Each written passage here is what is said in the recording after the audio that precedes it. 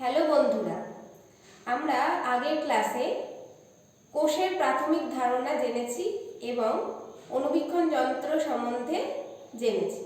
আজকে আমরা কোষের বৈচিত্র্য সম্বন্ধে জানব। তাহলে আমরা কোষ কাকে বলে বলতে গিয়ে যেটা জেনেছিলাম, কোষ হচ্ছে জীবদেহের গঠনগত এবং কার্যগত একক, অর্থাৎ প্রতিটি জীবদেহই এক বা একাধিক কোষ নিয়ে গঠিত। তাহলে আমরা দেখতে পাচ্ছি যে কোষের সংখ্যার উপর ভিত্তি করে জীবদেহ হতে পারে দুই প্রকারের। এককোষী জীবদেহ মানে হচ্ছে যে সমস্ত জীব একটি মাত্র কোষ দিয়ে গঠিত, অর্থাৎ একটি কোষ মানেই একটা জীবদেহ। এই রকমের যে জীবদেহ সেগুলো হচ্ছে এককোষী জীবদেহ। আর তাছাড়া বাদবাকি যেগুলো একের বেশি একাধিক কোষ দিয়ে গঠিত সেই জীবদেহগুলো হচ্ছে বহুকোষী জীবদেহ। তাহলে আমরা দুই রকমের জীবদেহ পেলাম, এক এককোষী এবং দুই বহুকোষী। বহুকোষী জীবদেহ একের বেশি অর্থাৎ 2 বা 3 থেকে শুরু করে কোটি কোটি কোষ নিয়ে গঠিত হতে পারে। অর্থাৎ যে জীব আমরা চারপাশে দেখতে পাই, যেগুলো দৃশ্যমান, মানে বড় বড় বিভিন্ন উদ্ভিদ প্রাণী, সেইগুলো হচ্ছে বহুকোষী জীব। আর এককোষী জীব আমরা খালি চোখে দেখতে পাই না, কারণ তাদের দেহ যেহেতু একটি মাত্র কোষ দিয়ে তৈরি। আর আমরা জানি কোষ হচ্ছে আণুবীক্ষণিক, তাদের অণুবীক্ষণ যন্ত্রের তলায় আমরা দেখতে পাই। তাহলে এককোষী জীব কোনগুলো? যেমন এককোষী জীব হচ্ছে অ্যামিবা, বিভিন্ন ব্যাকটেরিয়া, এগুলো হচ্ছে এককোষী জীব। এবার তাহলে আমরা কোষ কত রকমের হতে পারে, কত আকার, বিভিন্ন আকারের হতে পারে, সেইগুলো আমরা দেখব। দেখো, আমি বোর্ডে অনেক রকমের কোষের আকার এঁকেছি। তোমরা তোমাদের বইয়েও অনেক ছবি দেখতে পাবে, বিভিন্ন রকমের কোষের আকার সেখানে আছে। তাহলে আমরা প্রধান যে আকারটা দেখতে পাই কোষের, সেটা প্রাণী কোষের ক্ষেত্রে, প্রাণীদেহের কোষের ক্ষেত্রে মোটামুটি সেই কোষের আকার হচ্ছে গোলাকার বা ডিম্বাকার। এই যে প্রাণী কোষ দেখো করেছি, তো এইরকম দেখতে প্রাণী কোষ। উদ্ভিদ কোষের ক্ষেত্রে সেটি হচ্ছে বহুভুজাকার বা ছকোনা, এরকম উদ্ভিদ কোষের আকার। এছাড়া হতে পারে তোমার ব্যাকটেরিয়ার কোষ, যেগুলো, এটা এককোষী একটা জীব, ব্যাকটেরিয়ার কোষ হতে পারে তোমার ডিম্বাকার, গোলাকার বা কমা আকৃতির, যেমন কমা হয় আর কি, কমা আকৃতি। তারপর রডের মতো রড আকৃতির হতে পারে ব্যাকটেরিয়ার কোষ, সেটা হতে পারে। এছাড়াও আরো বিভিন্ন রকমের কোষ আমরা দেখতে পাই, বিভিন্ন আকারের কোষ। কেমন? এ দেখো, চর্বি কোষ। চর্বি কোষ মানে হচ্ছে ফ্যাট সঞ্চয়কারী কোষ।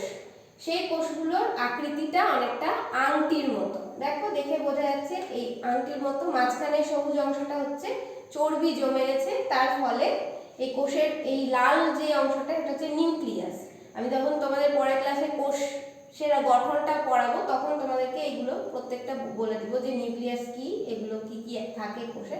তো এখন তোমরা শোনো যে এই যে চর্বি কোষ, চর্বি সঞ্চয়ের ফলে নিউক্লিয়াসটা এক সাইডে সরে গিয়ে কোষের আকারটা কেমন আংটির মতো হয়ে গেছে। তাহলে এটা একটা বিশেষ আকৃতির কোষ।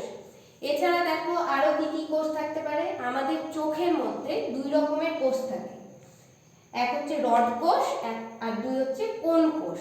তাহলে রড কোষ একটা লম্বা দণ্ডের মতো বা রডের মতো দেখতে কোষ, এটা এক ধরনের আকারের কোষ।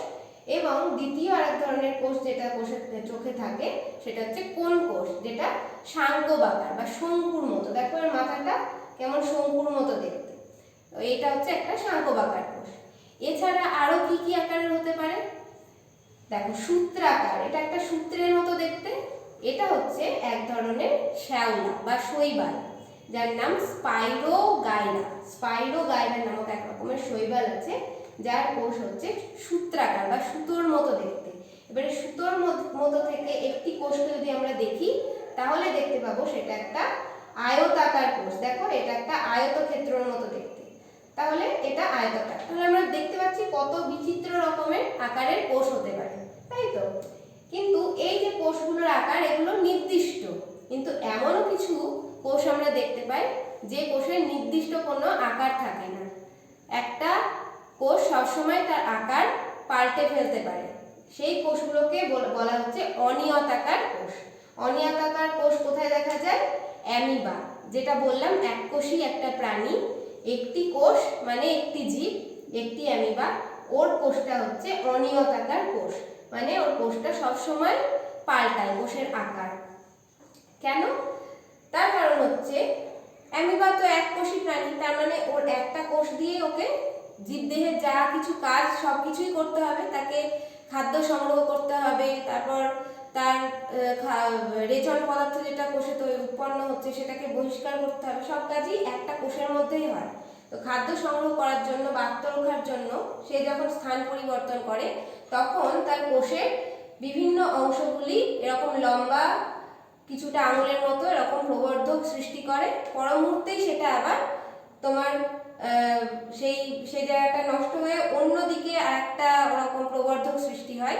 তো এই প্রবর্ধকগুলোকেই বলা হয় ক্ষণপদ। ক্ষণপদ মানে কিছুক্ষণের জন্য যেহেতু পায়ের মতো একটা গঠন সৃষ্টি হয়, আবার সেটা মিলিয়ে যায় অন্যদিকে সৃষ্টি হয়, সেই জন্য এই গঠনগুলোকে বলছে ক্ষণপদ। পদ কারণ এরা ওই প্রাণীটার গমনে সাহায্য করে, গমন মানে হচ্ছে স্থান পরিবর্তনে সাহায্য করে, সেই জন্য ক্ষণপদ। তাহলে বুঝতে পারলে অ্যামিবার ক্ষণপদ কি, আর অ্যামিবাকে অনিয়তাকার কোষ কেন বলে? কারণ ওর কোষের কোনো নির্দিষ্ট আকার নেই। এইরকম অনিয়তাকার কোষের আর একটা উদাহরণও আমরা বলতে পারি, সেটা হচ্ছে আমাদের শ্বেত রক্তকণিকা। আমাদের দেহে যে রক্ত আছে সেই রক্তের মধ্যে 3 প্রকারের রক্ত কোষ থাকে। তো তার মধ্যে শ্বেত রক্তকণিকা বলে যে কোষটা আছে সেই কোষটিও কিন্তু অনিয়তাকার, তারও নির্দিষ্ট কোনো আকার থাকে না। তাহলে অ্যামিবা আর শ্বেত রক্তকণিকার মধ্যে পার্থক্যটা কি? না, অ্যামিবা হচ্ছে একটা স্বাধীন জীব, ও নিজেই একটা এককোষী জীব, স্বাধীন জীব। কিন্তু শ্বেত রক্তকণিকা হলো আমাদের শরীরের মধ্যে থাকা একটি কোষ, স্বাধীন কোনো জীব নয়। এটাই হচ্ছে পার্থক্য। আচ্ছা, তাহলে এবার আমরা আমাদের শরীরের মধ্যে কত রকমের কোষ থাকে সেইগুলো দেখব। যেমন একটা শ্বেত রক্তকণিকা জানলাম, আরো বিভিন্ন রকমের কোষ থাকে, সেইগুলো আমরা তাহলে এবার দেখব।